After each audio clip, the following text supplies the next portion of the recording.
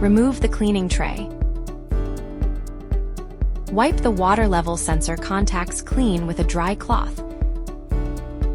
Remove the dirty water tank. Open the dirty water tank lid and inspect the gasket for damage or deformation.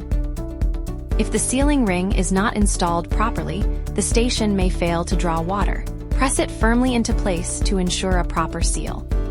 When closing the dirty water tank lid, ensure the gasket forms a tight seal.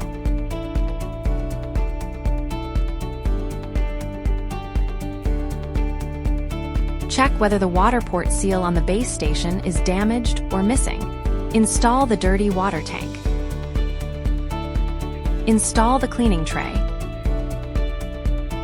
Place the robot back on the station to complete the installation. Check if the issue has been resolved.